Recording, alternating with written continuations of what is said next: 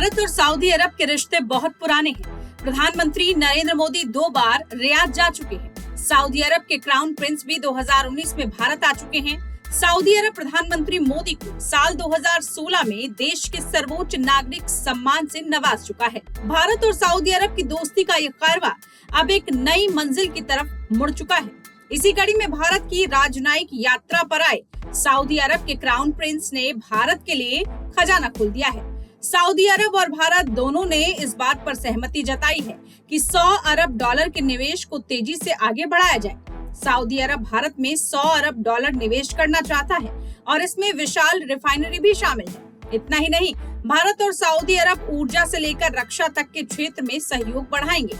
भारत और सऊदी अरब संयुक्त रूप से हथियार बनाने पर भी सहमत हुए हैं। भारत और सऊदी अरब जहां अरबों डॉलर के निवेश को सहमत हुए हैं, वहीं मुस्लिम उम्मा का दम भरने वाला पड़ोसी पाकिस्तान 50 अरब डॉलर के सऊदी निवेश का इंतजार करता रह गया। पाकिस्तान के केयर टेकर पीएम ने दावा किया था कि सऊदी अरब पाकिस्तान में 50 अरब डॉलर का निवेश कर सकता है। पाकिस्तान ने अपनी पूरी ताकत लगा दी कि किसी तरह से सऊदी प्रिंस भारत के बाद पाकिस्तान आ जाए, लेकिन ऐसा हो नहीं सका। सऊदी प्रिंस ने कंगाल हो चुके पाकिस्तान से किनारा कर लिया। यही नहीं, भारत, सऊदी अरब, यूएई और अमेरिका ने मिडल ईस्ट रेल कॉरिडोर पर सहमति जताई है। ये अरबों डॉलर की परियोजना जहां खाड़ी देशों की तस्वीरें बदल सकता है, वहीं इस इलाके में चीन और उसके BRI प्रोजेक्ट की कमर भी तोड़ सकता है।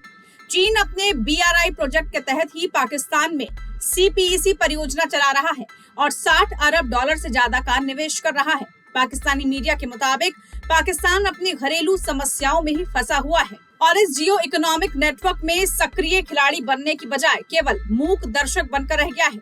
इतना ही नहीं, पाकिस्तानी मीडिया ने कहा कि हमने दुर्भाग्यवश अभी तक CPEC का पूरी तरह से इस्तेमाल नहीं किया है। पाकिस्तान को ये समझना होगा कि कश्मीर में भारत की कथित दमन वाली नीतियों के बाद भी हमारे मुस्लिम भाई और पश्चिमी देश दोनों ही इस पर ध्यान नहीं दे रहे हैं। ये दोनों ही भारत के साथ व्यापार करने के लिए ललायत हैं। खाड़ी देशों में पाकिस्तान की चाल हुई फेल।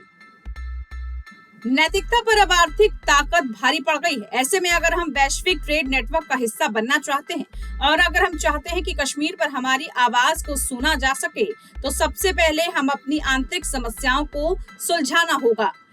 एक समय था जब पाकिस्तान सऊदी अरब के नेतृत्व वाले इस्लामिक देशों के संगठन OIC को पर्दे के पीछे से चलाता था। OIC अक्सर कश्मीर को लेकर भारत के खिलाफ जहर उगलता रहता था। पाकिस्तान मुस्लिम उम्मा की दुहाई देता था और खाड़ी देशों को भारत के खिलाफ भड़काता था। अब खाड़ी के ज्यादातर ताकतवर देश भारत के साथ कंधे से कंधा मिलाकर खड़े हैं। वहीं पाकिस्तान का मुस्लिम देशों के जरिए भारत पर दबाव डालने का इरादा खाक में मिल गया है। आपको बता दें कि भारत और सऊदी अरब के रिश्ते बहुत पुराने हैं। भारत और सऊदी अरब की दोस्ती का ये कारवां अब नई मंजिल की तरफ बढ़ता जा रहा है।